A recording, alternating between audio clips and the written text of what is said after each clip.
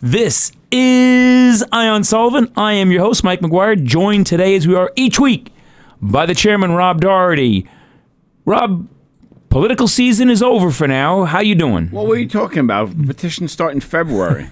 It's gotten to be like, I remember when you and I were in high school, you'd go... We were not in high school at the same time. We weren't. But during that era, just after the Model T... I don't think I was in high school when you were in college, by the way. So that's true, because I went to college in 1977. Yeah, correct. I ended high school in 83.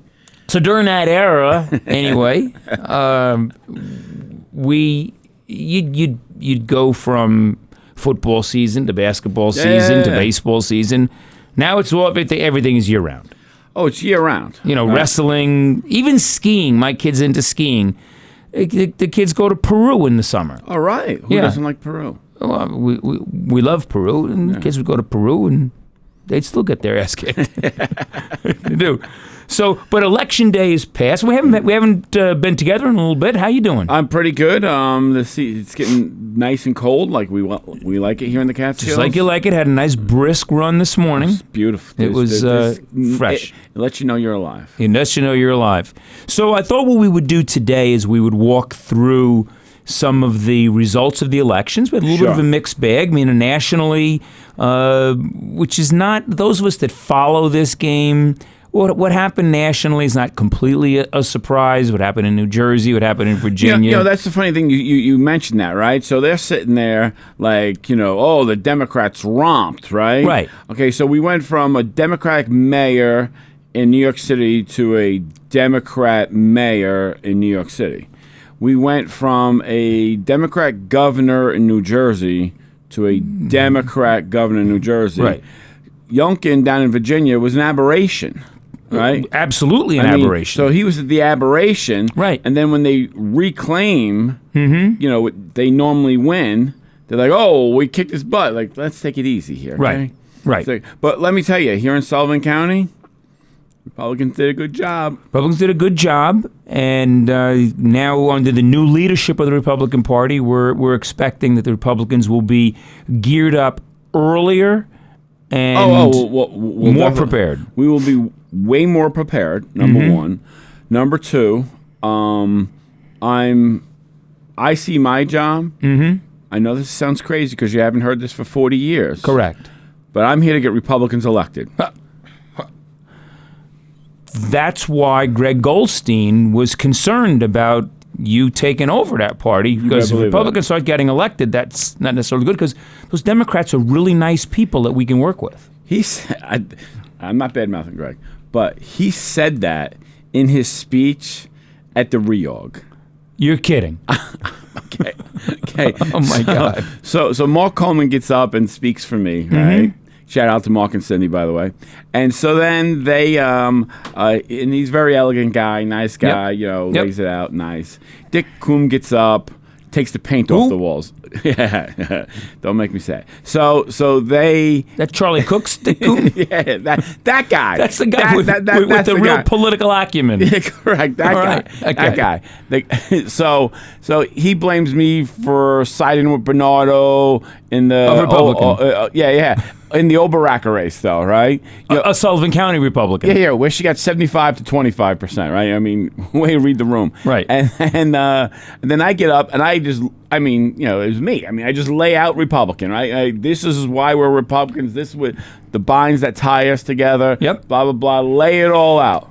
Greg gets up there, right? This is Sullivan County, and we have to work together with the Democrats. I'm like, this is a Republican convention. Yeah. Right? There's a reorg for Republicans. Well, but let's face it. What we had under his leadership twice was really a combination third party of his guys. Correct. So it was basically, who do I like personally? Right. Right. And then let's just lump them together. And who can I control? Yeah. Well, there's a lot of that. Okay. I mean, you know my record as a legislator. I was, to put it mildly, I was uncontrollable. I was not doing this wink and nod stuff. But that only upset a handful of Republicans and some Democrats. It didn't upset the people that were carrying out your policies. The people up and down the hallway, 2 levels of the government center, revered you and your leadership. So I was in the government center on Monday. Mm-hmm. This past Monday for a canvassing in the Mace Reba race. Right. Which we'll get to. We're going to get to that. 20 hugs. And you don't hug. And I'm not a hugger. So that probably could have been 50. So let's get something straight. I'm not a hugger. We don't want the sheriff to get upset. You do not hug. I did hug him on election night, though. All right. I did election, so he cannot say. So he and Alan Sorensen are now in a similar club. Well, let's hope. The hug club.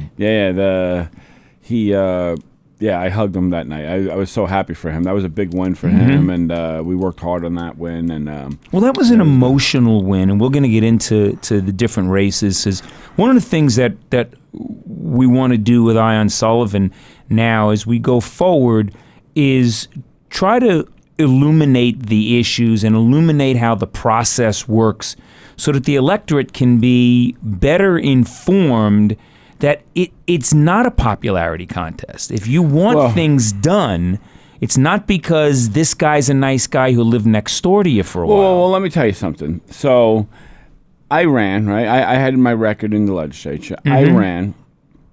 I lost by a lot of votes to Matt McPhillips. Okay? Yeah. Okay. Because Matt was a nice guy. Okay? Yeah. So and he ran on that. He ran on. I'm a nice guy. Yeah. Okay. But don't get me wrong. He had plenty of surrogates out there bashing my head in. Of course. Okay? And he just stood there. Some of them were Republicans. And And some of them were former chairs of the Republican Party. Well, yeah. You're correct. So I'm living by the 11th commandment here. I understand that. Okay, so they, but where's that nice guy's got you? Okay, let's be clear on nice guy. Okay, they're raising taxes this year 9.1%. Now that's more than your administration raised them in 4 years. Okay, so if you take their first year and their second year, yep, it is 4 times higher than what I raised your taxes for in 4 years. In 4 years. They still got 2 years to go. They got 2 years to go. Now, keep in mind. And let's stop, because I can hear now voices out along 17B saying, well, that's because Rob inherited such a good situation from the previous administration. Let's disavow that immediately. Okay, so the administration before me, okay, let's be clear. The first year they were in office, they broke the cap. I forgot the exact percentage, but they broke the cap. Okay, right. Enough said. They built the jail $40 million over budget, and that's 50% of what the budget was. The budget was $80 million. Correct. They went to $120 million. Correct. So they were 50% over budget. Correct. Okay. They did. And let me tell you something.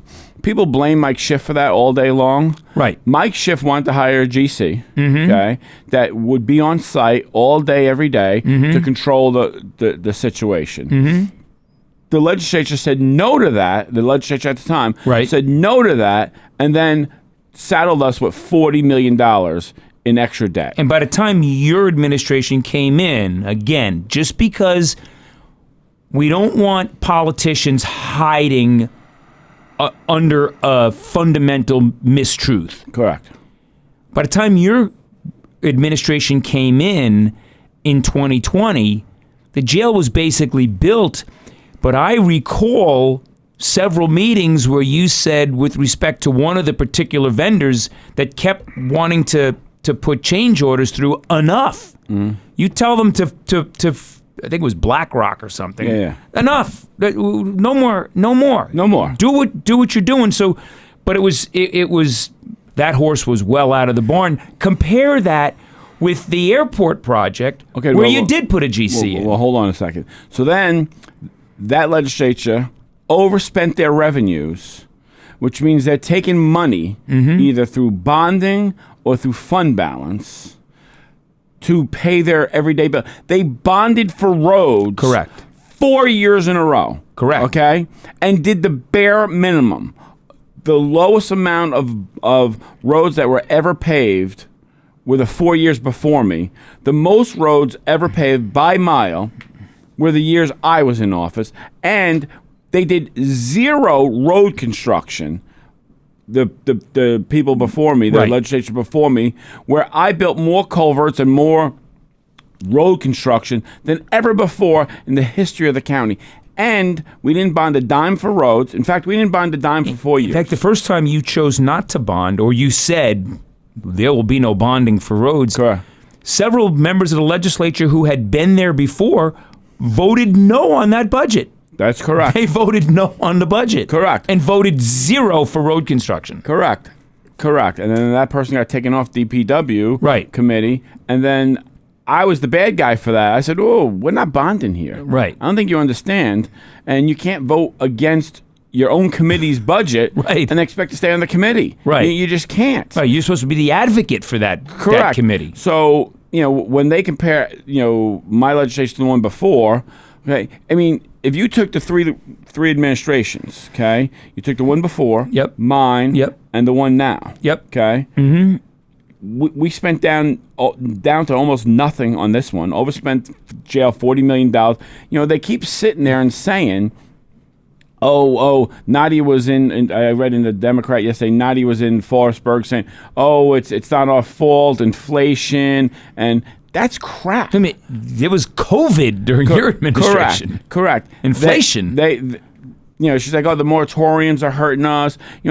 Understand that building materials was never the number one sales tax getter in my administration. Correct. Not one day was it that. Right. Okay? Right. So let's understand. It's poor management. Mm-hmm. I said this, and I used to say this all the time in the office. Okay? If you have to manage your money, right? So if you are expecting less money, you need to manage to that number, okay? Right. Not, okay, this is the budget, we're going to just keep clipping off. Well, your revenues are down, sir. Oh, just keep clipping off. Don't worry about a thing. Someone has to pay that bill. Someone has to pay that bill. Right? They sit there and say that their sales tax is down $5 million, and that's why there's a tax increase. Mm-hmm. I want you to think about this for a second. So I went from $14 million in fund balance mm-hmm. to $87 million in fund balance. Correct. Okay? I never used a dollar to balance our budget. Not a dollar. If anything, I added to it. Okay? Of the fund balance. Of the fund balance. Right. Okay? Then, which is about $13 million. No, it's about $18 million a year I put towards fund balance. Okay? Right. In excess. Okay? Right. So then, they're sitting there saying there's $5 million. Mike, I paid off $26 million in bonds early. Which means... And retired two taxes.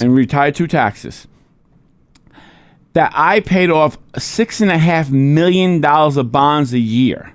So, and they've had higher numbers than I've had. Right. They had more money than I had. Mm-hmm. Okay? So if you were doing what I was doing and managing the budget correctly, okay? Daily. Not okay? just in the month of November. No. Janet used to cringe when I walked into the office. Well, okay? you would spend daily, probably on average, more than 2 hours a day between Janet and Josh. Correct. You wanted to know daily, where are we at? Correct. And then you'd be downstairs and find out where's our tax revenue, sales tax revenue. So Kathleen Lara and I are friends outside of the county, but we have a very good working relationship Correct. as well. Mm-hmm. You go back and talk to Shannon, you talk to Lou, you talk to Nancy. I mean, you talk to people because you want to get their perspective also. Okay. Sure. Now these people are all great at their jobs. Okay, but it was the legislature that made the decisions. Correct. All they do is give you information. You do whatever you want with the information. Well, but you have to go get the information too. So if we took 1 year of only paying off $1.5 million worth of bonds early, you had no tax increase that year. Correct. In fact, we were going to have 2 negative years of tax increases. 1 year we did have a negative tax increase, and my last year was supposed to be negative, but please don't bring that up because I love Mike Brooks. I miss him greatly, and I don't want to get into saying a it. word. Okay. We should have never spent that money.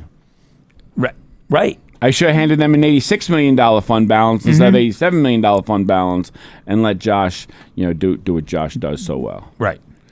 So, all right. So let's start to drill down on some of the races. You talked about the sheriff's race. Okay, so the sheriff wins. I saw Jake Gore. Jake Gore. So he was going to be the undersheriff correct. Under a Diamond administration. He was going to be something. I know that, right? So he was very active in the race. Mm-hmm. Jake's a very likable guy, nice guy, had a great career at the sheriff's department. Yep. And so I would see him in the gym, and he'd ask me questions about where I think he was going to lead. And I was leaving the polling place. He was there, beyond the 100-foot marker. Don't get me wrong. Promoting Diamond, right? And Diamond had a great showing for not being on the ballot. Yes, he did. So, but the problem was that showing was largely motivated by information that was not accurate. Oh, that's a fact. I mean, you see what's going on with the BBC, and they're going to get sued to oblivion by our president. Well, that's kind of what was going on in the Diamond race. Oh, no, so I've said this to you 100 times. Okay, I've said this to Eric. I've said this the night the Republican Party. I sat in a room, and I was the sole voice saying Mike is our guy. Right. Okay, the sole voice. That is correct.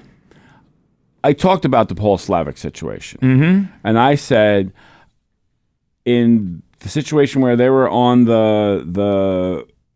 when they were looking for that guy in the search and rescue down in Lumberland. Was it Lumberland? I think it was more towards the backside, going towards Port Jervis up in there. But down in that general area. Yeah, correct. Yeah, in the woods. The woods. You are they're in the deep woods. I mean, you go 5 miles and you're still in the same woods, right? So. I know people are like, "Oh, I know woods." No. When you walk for 5 miles and you're the same place, I mean, So, Paul, wanted the company credit card. He asked me for it. I gave it to him. He bought some supplies for the guys and stuff. The sheriff wanted to do it a different way. I disagree. And this was for people that were searching around the clock. Correct. So and so Huguenot was there. Right. There was other agencies there. And other agencies had brought other coffee and supplies and pizza and stuff. And so I let Paul use the credit card. The sheriff didn't want him to do it that way. He wanted to do it a certain way. It is a paramilitary organization. Yep. That's fair. Yep. And so they suspend Paul, which leads to his retirement. I didn't think that was fair. I don't know all the particulars. Okay. Paul had an axe to grind.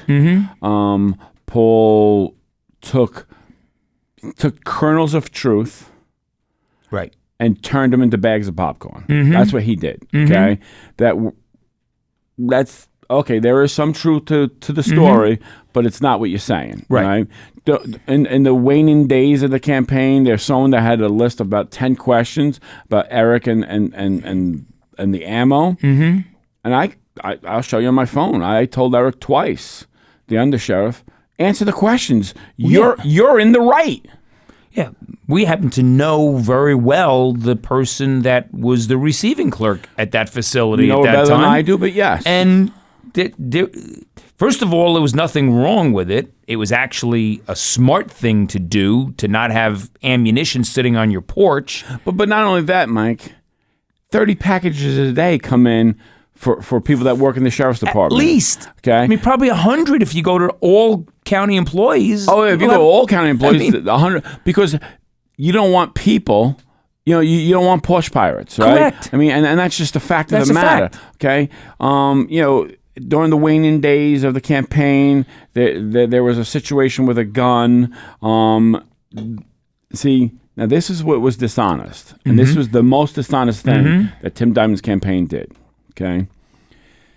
There was a guy who got arrested. Right. Got pat down. They missed a .22 in his jacket. It was one of those bubble jackets. It was in a pocket. Okay. It was in a pocket. That jacket then got taken and put into a lockbox, then got put into a vault. Right. Okay.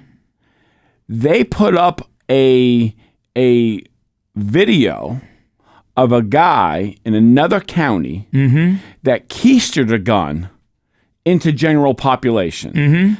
That gun was never in general population. And it's interesting you say that because I'm in the jail pretty frequently. Yeah. And the word that I was getting from people who are in general population is, hey, did you hear about the guy that got a gun in here? And I don't generally engage in those kinds of discussions. Sure. But you're right. It was locked. What happens, folks, when you get arrested, you become a Syracuse University fan. Correct. You dress in orange. Correct. And so when you come in, Go Orangemen. You're in your street clothes, and That could be Miami Dolphin fans too, because you guys have been arrested outside the playoffs forever now. Well, that's true. That's true. In fact, let me make a note of that to Hal. We need to add some teal. There you go. You need to add some teal. They can't even get a top draft pick without screwing that up. They have to light up Buffalo. Yeah.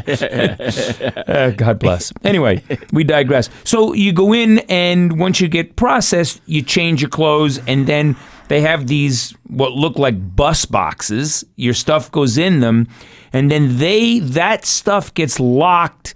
It's called a vault, but it's basically a storage room with a very thick steel door that I think only one or two people can access that. Correct. So that's where it was. And it was during the process of checking the stuff to put it in the vault that this weapon was discovered. Correct. Never got anywhere. Look, should it have been picked up in the police station? Sure. But like you say, it got by. But the policy and the process worked. It did not get into where it threatened general population at all. But Tim Diamond's campaign put up a guy who keistered it, which means he stuck it inside of him, and then got it into the general population. This is another county far, far away, nowhere near here. That did not happen here. But that they led everyone to believe that. Correct. Okay? And that's what was disingenuous. And, did Paul have an axe to grind? I don't know. I thought he did from the facts I understood, okay? You and I were working there at the time. We knew what was going on. My nephew was down there with the drones. They had been there 48 straight hours. Correct. So it was not unreasonable. Oh, no, longer than that. They went there for almost a week. I mean, yeah, they were there for a week, but they were in 48-hour shifts with the drone pilots. Correct. So look, again, Mike Schiff, I think, is the best man for the job. Yep. Okay. He runs a department of 200 people. Okay. This isn't an organization where you could have people just doing willy-nilly. Okay. Correct. I mean, there are policies and procedures, and we have to take them step by step by step, and that's how it works. Like you were just saying. Okay. So it got missed in a pat down or wherever the situation was. I think the guy had one of those vaping things in his pocket. The guy patted him down, felt something, reached in. So his two fingers go in first, right? And they ask you, do you have anything that can poke me? Blah blah. Right? You say no. The guy says no. He reaches in. He feels the vape. He pulls the vape out. Yep. So now he has a vape, and he thinks that's what he patted. Right. When it's really a 22. There's another item in there. Okay. And the guy, as I understand it, when he was processed, wasn't wearing the jacket. Yeah. So it was just kind of there on the side. Yeah. So he didn't even have access to it. Yeah. So that was very disingenuous the way they portrayed that. Okay. Right. And in any situation, you're making several arrests a day. You have pullovers. You have a lot of situations, a lot of moving parts. To say, look at the police blotter on any given day. It's pretty long. It's a pretty long document. If one thing got missed, there was no chance of anyone getting harmed in the situation the way they made it seem. They made it seem like a guy had a gun inside the jail. Right. Okay. Where the COs don't know it, it's rec time. The guy comes out of his cell and he could have shot, 6 people. That was not the case, not even close to being the case. And let's be clear. As an attorney, if I bring a client a document, discovery, and I've got a staple in it, it can't go into general population with the staple in it. They check everything. Those guys at intake do an amazing job. I had a client just the other day that said he wanted a pen. We were writing something in a meeting, and then he held on to the pen. It was fine. When we went out, I said to the officer, he's got a pen. Oh, no, he can't have that. So, I mean, they check it very carefully. There is no laziness by those folks in intake. No, they do a great job. They do a great job, okay? And, and again, Tim, with the body cams, I mean, the body cams are a blessing and a curse, okay? I'm going to tell you the curse on the body cams, okay? You have a body cam on, okay? You don't know when it's on, when it's off. Right. Okay? So when you're at lunch, that could be on, okay? When you're on your own personal time inside any work session, that could be on. Correct. You cannot disable it, okay? Correct. So you could be talking to your girlfriend, your mother, your son, whatever, that's all on there. Mm-hmm. 2, they're very expensive. Mm-hmm. Okay, this is a county that is running in deficit spending right now by multiple millions. Mm-hmm. You have to hire more personnel to go over those tapes. Okay, the DA already does it, by the way, and I would imagine the DA and the sheriff's department are working hand in hand. We hired 3 people just to look at body cam footage. Well, I can tell you that as an attorney practicing in that area, maybe in the last couple of, let's say 200 cases, I have probably spent 300 or 400 hours watching body cam video, and most of it is a complete waste of time. You'll see a guy getting in the car in the state trooper barracks and driving to Grahamsville, and you can sit for that 20 minutes and watch his hands on the steering wheel because it's activated. Correct. I mean, and as an attorney, you got to watch it all. Correct. And very rarely, I mean, what it's showing is that, by and large, the police do a good job. Yeah, they follow the rules. Exactly. That's what you get. But, we watch, the other day, I watched, and, we're billing the county for this. Yeah. I watched 4 hours of body cam video of the clients chained to a bench in the state police barracks. The guy's working at the desk, and he's doing the processing of the 4 people, and the body cam is on. I got to watch it all. What are we watching here? You know what you find out? Yeah. That Kyle Cover and Mike Schiff are doing a great job. They're doing a great job. That's what you found out. That's what you find out. Yeah. Right? Yeah. And thank you, guys. Thank you. We appreciate that. But yeah, for the most part, I think there's only been 1 or 2 cases where there was anything that we could use or that the prosecution wanted to use. Yeah. Other than that, you got to watch, and it's very labor intensive. Back to the elections. Back to the elections. Okay, so we get through the sheriff's race. Okay, so sheriff wins. So I tell Jake you're gonna lose 2-1. Matt Goldsmith was standing next to me when I said it. He says, "You really think we're gonna lose 2-1?" I go, "Yeah, I really do think you're gonna lose 2-1." And I went through my reasoning why, and it wound up he lost 2-1. 2-1. Yeah, I mean, I'm accurate in every election but my own. But let's not get into that right now. Okay. There was whatever. We'll leave that be. Yeah. All right. So next we'll talk about near and dear to my heart with Lumberland. It was clean sweep. Clean sweep in Lumberland. There was no challenge races there. No challenge. The town is being run well. We're looking at a 1.58 tax increase this year, which is really just to maintain the services that are being done. Let me tell you, Suzanne and the whole board there is doing a great job. I mean, they're running a small town the way a small town's supposed to be run. Absolutely. We got a good highway superintendent. And we got a new board member now who had been chair of the planning board, so he understands the way the town operates. And one of the things that Lee and Suzanne have set up down there is almost a feeder system. If you're interested in local administration, they get you involved in the school board, or they get you involved in the planning board as a member. And the last couple of supervisors, well, at least Suzanne had been the chair of the planning board. Yeah. And that's how she came up. And now the new board member that we have that replaced one of the retiring board members came up, he was chairman of the planning board. So he's already got a handle on where the town is. It's a small town run like a small town, and we're in good shape there. Heading up Proctor Road. Whoa, do you? Do you want to go up Proctor Road? Normally I don't. Normally I come back through Monticello. It's safer. So Mel Carney ran against Johnny Pizzolatto. Yep. I'm sure that town's going to keep you busy for quite a while. It will. It's already keeping me busy. People complain, so-and-so hired McGuire, nothing's happening yet. And I kept saying, after the election, because you have to have losses. This is how losses work, okay? What's going on with Dorian Hanson and the insurance is one thing. Yep. That's a totally separate issue, which is wrong, by the way. Yep. The town's being poorly run. Mm-hmm. And again, if I was the former clerk, I would call the state BOE and be like, they got an in-kind donation of $70,000.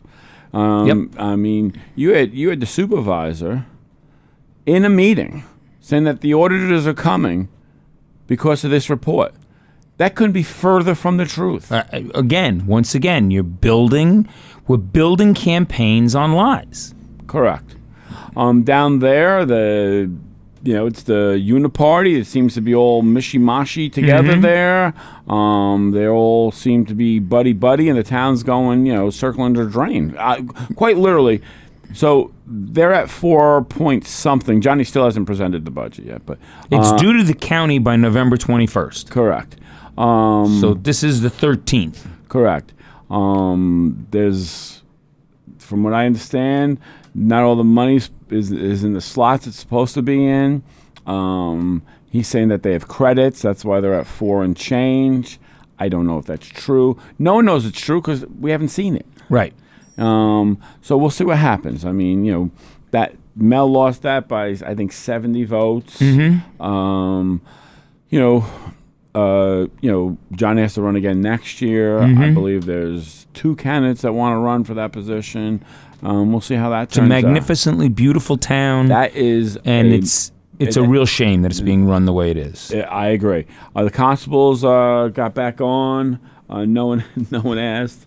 The state, if they're going to allow that. So I mean, that was a proposition down there to bring the constables back, and they voted to do that. Correct. But no one spoke to the state if the state will allow it. Right. So, I always find it odd that you put stuff on your ballot, right, and you don't know if you can even do it. And then the finances. I mean, they got to start from scratch. Correct. And there's many problems, but the orders are down there now. Not because of anything the clerk did. Oh no, there's so many improprieties. I mean, the bond issue, which is a major issue. The bond of a truck where they needed a supermajority, had 3, correct, and got pushed through anyway. Correct. That building that they insisted that they needed so bad, they buy the building. Yep. So they buy the building. It's right on the corner there. Yeah, this is a fact. They buy the building. It was supposed to, originally, I think it had 18 parking spots. I'll lower and say 12 parking spots, okay? But I know it's more than that. I just don't know the exact number. So it was supposed to have 12 parking spots, but the turning radius and all that was not included in the thing. Of course, you actually have to turn to get in and out of parking spaces. So it's like the banquet manager, right? Right. So the person who gets paid on commission, right? So we can fit 10 tables into that room. Yeah. So they're supposed to use quarters for 10 tops, and they start using nickels. Yeah, see, it fits. And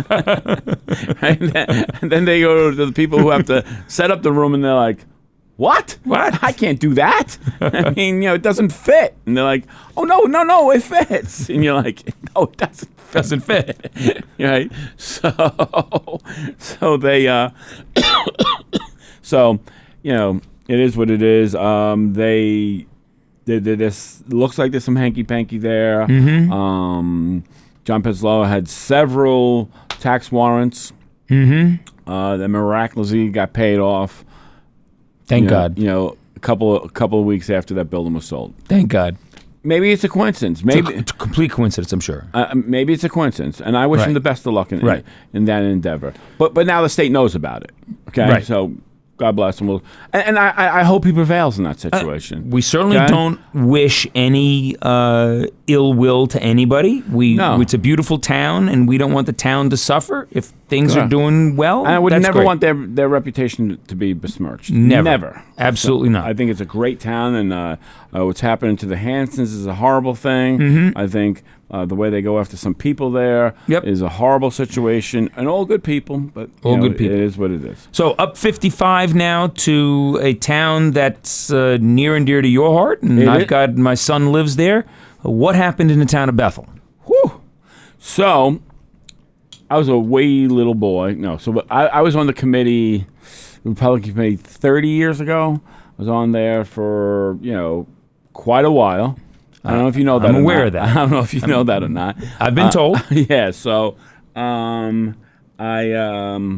was on the committee a long time. Then the whole business of raising your family, going to work, and all that kind of gets in the way. And I had a major disagreement with the chair in the town of Bethel, Republican committee. It was about a DA situation. And she wanted to go with this guy in LaGuire. I don't know if you know that guy. Bad hombre. Yeah, bad hombre. And the disgraced former county attorney. Yeah. I have people call me every day wanting more of that disgrace, but it's okay. It's okay. If they even know the joke of it all is you get found guilty of defending your child in court, which you're allowed to do. Okay. And it was because the judge and the DA up there were not following the law. Correct. Because they didn't like the law, so they weren't going to follow it. Don't worry about it. We don't do that here. We don't do that here. Anyway.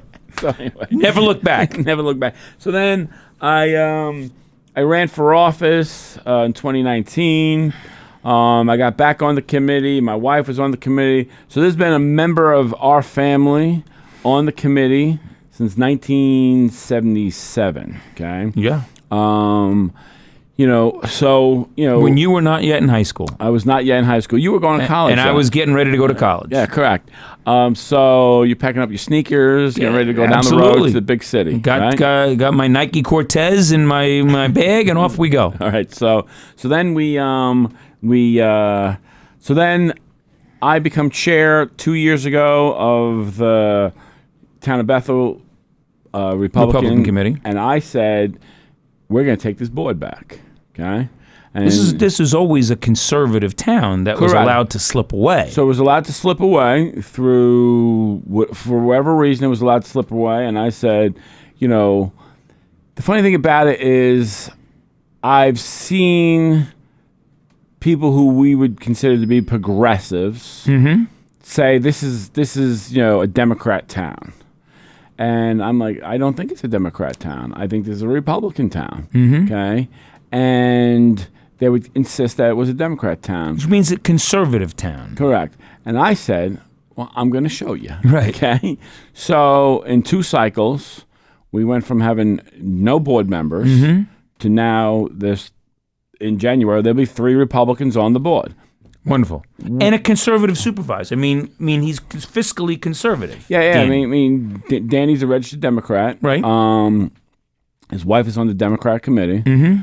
Now, keep in mind, when I say my wife knows Dina Sturm, Reeves, her whole life. Dina Reeves Sturm was in the living room when my mother-in-law brought Kathleen home, my lovely wife, for the first time. There you go. She was literally, a 7-year-old child in the living room when my wife came home for the first time. But was she in the living room when your wife brought you home for the first time? No. It's only Dickie. Only Patty. Dickie was there. Dickie and Patty. Yeah. Right. But let me tell you about that conversation one day. Imagine, going in the living room asking Dick Crumley to take his daughter out. It worked out though. 31 years later, we're doing okay. So they, I wanted to make it a Republican town again. Right. Blah blah blah. Danny does a great job. He's fiscally conservative. And and when we took over the town. Some people are complaining that the Hasidics, now there's currently a complaint filed, a protest filed against 252 registrations in the town of Bethel. And again, to be clear, they're not challenging the votes because they're in. They're challenging their right to vote at all. Correct. In that town. So Amador versus the state of New York, once it is scanned, and it's part of the count, you cannot take it back. You would lose the case. There are processes to stop them before. It used to be that we had the whole canvases. Now the two commissioners make a determination. No. In the state of New York, Amador versus the state of New York, only one commissioner has to say that ballot's good. Right, but as opposed to, it used to be that we had this whole gathering. Correct. Now the commissioners make that determination. Correct. And I feel that protest is going to fail terribly. And a lot of people complained about that. The losers complained about that. Right. They're taxpayers in the town. They have multiple residences. The Wilkie case up in Binghamton that led to the Moss v. Gable case in Coshocton shows that you can have multiple residences in multiple states, but you can only vote in one place. Well, and people, in law, there's the concept of residence and there's a concept of domicile. Domicile is where you are most of the time. Correct. The reality is, what we learned in Moss v. Gable is, if you have an affinity to Sullivan County or any county, even though you don't stay there 6 months and a day, which people are absolutely wrong when they say that, if your thought is that this is where I want to be, this is where I feel most aligned to, then this is where you vote. And you've got a lot of people that have apartments in the city, and they come up here, and for now they come up, say, weekends. But this is where they want to be. This is where, when they were going to retire, is where they want to be. This is what matters to them. This is there because that's where they work, whatever, or they go to school. Moss v. Gable said, domicile is not the issue. If you have to have a residence, you can't say, well, I stayed at the casino and I want to vote there. You can't do that. Generally, the law is 185 days, right? Yeah. So if you that is your domicile. That's your domicile. All right. So when you get to 185 days in one particular place, that's your domicile. But you're allowed to have multiple residents. Students can vote where they go to school. Correct. And that's clearly not their domicile. Clearly. I mean, so my argument about that all the time is seniors in college by that law, should not be able to vote. Because they're not coming back. They're not coming back. It's exactly right. And that's what the law tells us. And we know we have had congressional races swayed by SUNY New Paltz. Oh, that's a fact. I mean, when Martucci beat Jen Metzger, okay, I mean... COVID was there and it was closed. Yeah, it was closed. Yeah, the dorms were closed. Correct. Otherwise, I think he loses that race. Probably does. Okay. I had lunch with Mike Martucci on Monday, on last Friday. Outstanding. Down at the Odeon. Doing a great job. He's the director of EPA for Zone 1 and Zone 7. Zone 1, listen to this, is the Northeast, Puerto Rico, and some other islands. The Northeast and Puerto Rico? Yeah. And then no gerrymandering going on there. And then his so he's running two places right now. Yep. Two regions. His other region is the state of California. So I'm glad they were able to put them close together for him. That's right. So 1 week he's in New York, the next week he's in downtown San Francisco. So that's the way it is. So anyway, in that race, the people are complaining. I've heard it over and over again, online, everywhere else, that the community changed the election, but now they have the right to vote. But the bottom line comes down to this: in District 4, this is the district that William Crumley, who's my brother-in-law, right, and Paula Moss both live. Okay? That's not Smallwood. That is Smallwood. That's Smallwood. That is Smallwood. Okay. Okay. And Mongault Valley. Okay. On the right hand side. So if you're headed towards Bethel Woods, it's on the left hand side. Right. It goes from Ballard Road. So it goes from Plank Road to the Sunflower Cottages, where Judge Rucciani has an area in there in Plank Road. Yeah, correct. David Kuhn lives there. A lot of nice people live there. So Billy wins that 304 to 254. Mm-hmm. And then Adam comes in second there at 261. So don't sit there and complain to me about one group, Right. Knocked you out. You didn't win your home district. Right. Okay? And Paula Moss seems like a very nice person, okay? Yeah, she works at Bethel Woods. Yeah, her husband is a terrific guy. I know him better than I know Mm-hmm. her. It's high and by with her. Bill, I know well. My son is very fun, speaks very highly of her. Okay? But you didn't win your home district. Right. Okay? Which is traditionally the more blue part of Bethel. Correct. And it's kind of a bellwether. Right. If you can't win your home district, You got a problem. The people that know you best. yeah, you're probably not going to win the race. Right. I remember when I bumped into her husband, Bill, one day in the Dollar General. This was before the primary, and I said, is she willing to run twice? And he says, why do you say that? I said, most people don't win their first time out. Mm-hmm. And he goes, well, why do you say that? I said, well, I'm just citing facts. Right. Okay, most people do not It's win. not an opinion, right? Yeah, most people do not, because it's a name recognition thing. Right. You may think you're popular, okay, but you're really not, because when you're in the, we discuss this all the time. Yeah, when you're in the bubble, Right. you think may you know everybody. You think you know everybody, okay? But when you go out to the general public, to the voting public, Yep. okay, you may not know them. Right. And then people may know you through social media or something like that, so they don't really know you. Right. I mean, they I remember the first time I met Mark Coleman, and he said, I really don't know you. I read some stuff about you, blah, blah. I said, well, there's an opportunity to get to know me. And now Mark and I talk every day. Right. Every single day do we talk. So, I mean, you got to get beyond that. But most people don't know who you are. Trust me when I tell you. You may have a great, self-confidence. Yep. But most people do not know who you are. That's it. Yeah. And signs do not win elections. Okay? Signs are for your supporters. To give them confidence, but that does not win elections. See, I debate that all the time. I think signs play a major role. I think it's a because major of role. name recognition. Yeah, okay. And the it's like if you sit and watch TV and you see 12 Snapple commercials, people are more likely to buy Snapple. Well, it's good. Well, and it's good. I've been drinking since I was in high school. I hear you. Made from the best stuff on earth, I believe. That's right. Is Absolutely. their slogan. Is that their slogan? That's the slogan, yeah. It used to be their slogan. So I think that signs do help win elections. Because of name recognition. No, I think they help because it gives your supporters. But they don't vote. They give your supporters, So Billy winds up winning back his seat at 726. Paula Moss gets 598. Billy beat her by 128 votes. Yeah. I mean, that's a lot of votes. It's a lot of votes when you're talking about the winner getting 726. Correct. And by the way, I predicted that election correctly. I told both of them, you guys are going to get 700 votes. Adam Gold, who I've got to know over this process, and I'm glad I did. A young up-and-coming nice kid person. From a nice Good family. His father-in-law is Alan Scott, who was a supervisor for 18 years.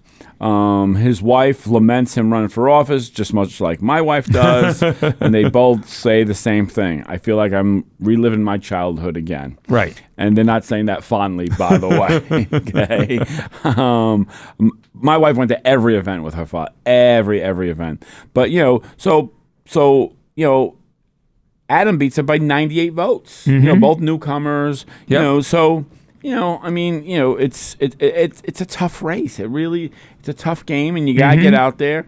And Adam did a very good job of keeping one foot in each camp, leaning a little bit more towards our side. And his medal's gonna get tested right away. Yep. I mean, the moratorium issue is gonna come up in January. Are they gonna start the process all over again? Because they have to start the process all over again. The moratorium failed last night. Okay.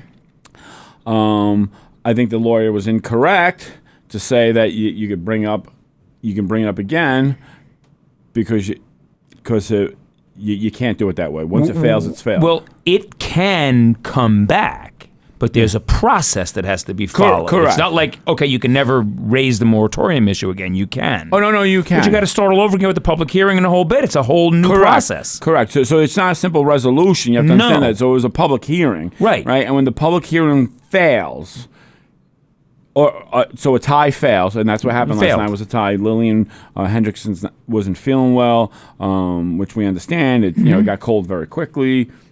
She's older. These things happen.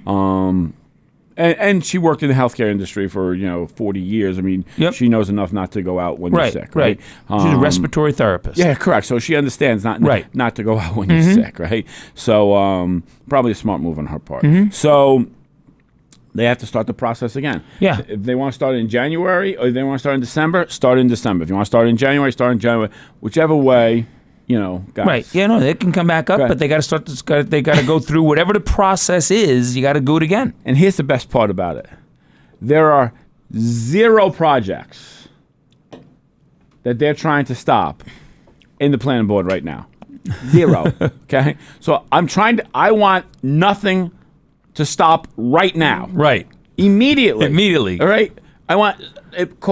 Now we don't have PUDs in our town. Right. We took them out 15 years ago. My father-in-law, another guy who saw 15 years. It must be that Crumley Doherty vision. Well, I remember there was a big battle about 15, 16 years ago over the PUDs in what was a golf course in Smallwood. Oh. That was the battle lines. I was involved in that, so it was pre-2010.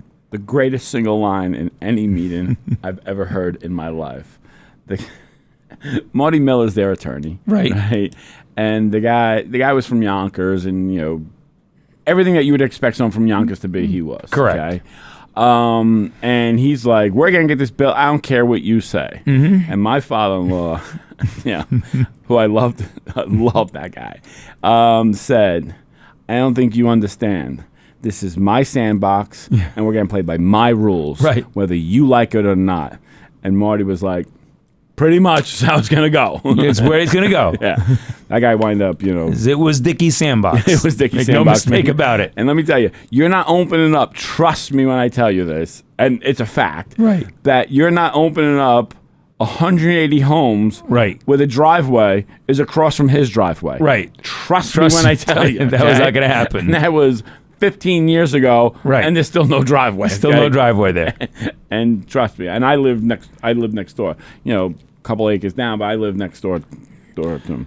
So yeah, so Bethel will be a majority Republican town again. Terrific. Moving forward,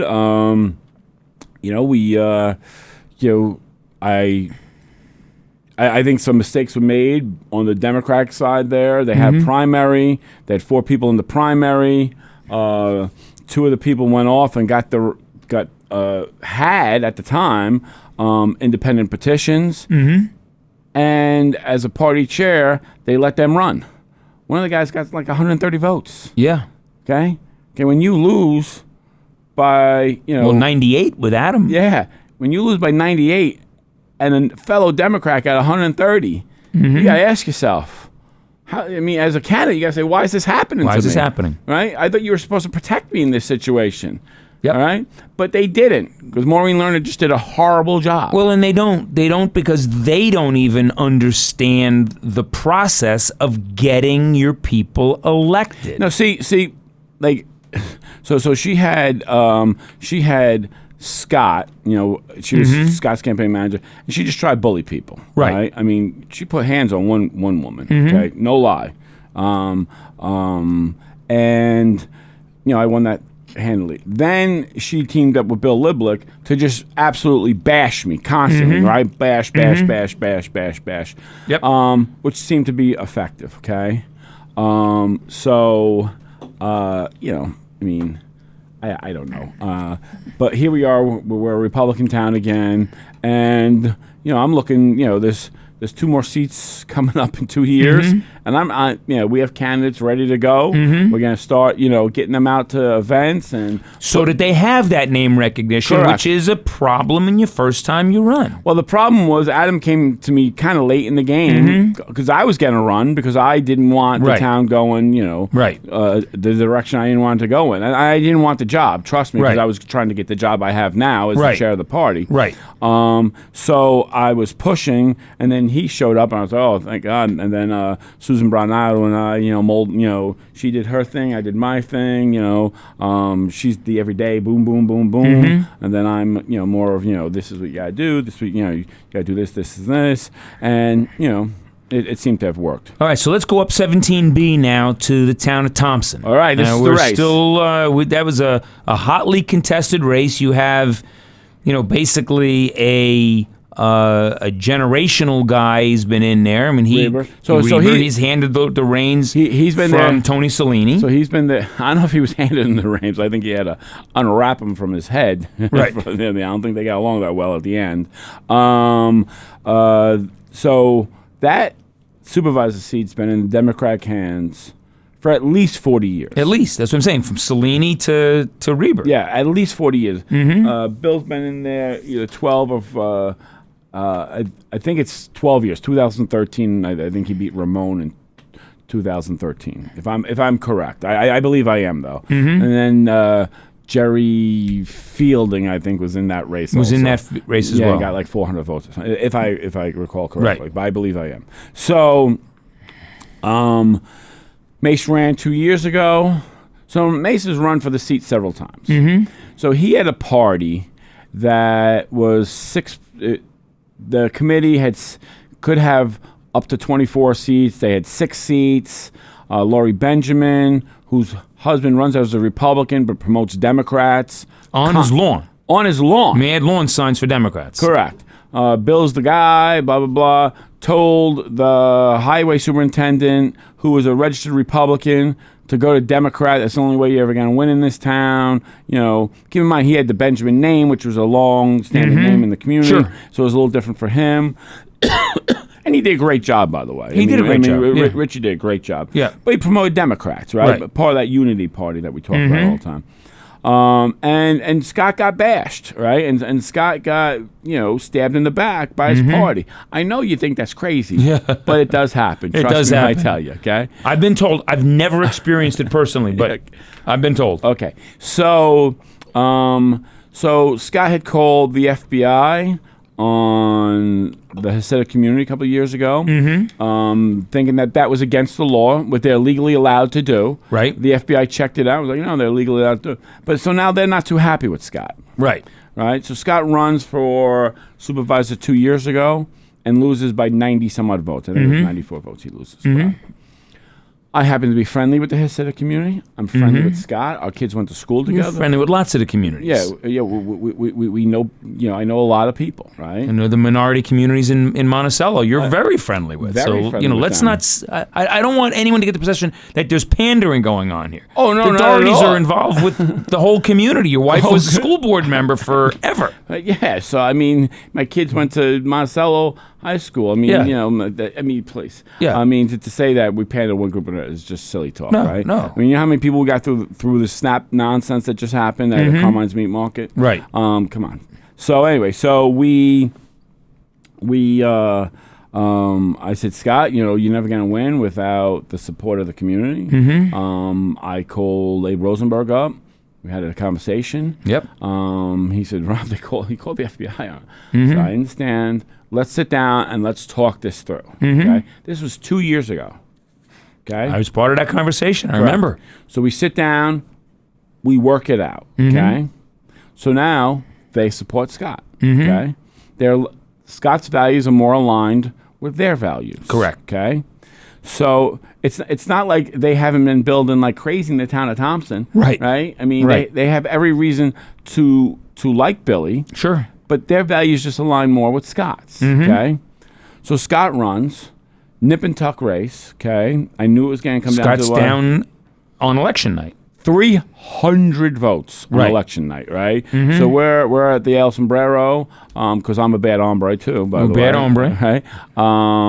And, it wasn't a Mike Schiff party. It was a Republican party. Republican Party. Right? Correct. Terry Bernardo announces that night. That's running for the Senate. Yeah, he was there. Adam Gold was there. Other winners were there. A lot of people were there. That won that night. I mean, we've had over 100 people there that night. It was a nice night. Many people have asked me how come I wasn't there. So I'm not a Republican. That's what I kept. I was talking to Tommy Mungier and Rich Herring, and I was like, he's not a Republican. Right. Oh, by the way, Rich, you're a Democrat. Right. So it's always lovely to see Rich, by the way. So he leaves. I said, there's a lot of stuff that goes on in this, Scott. He was a little disappointed.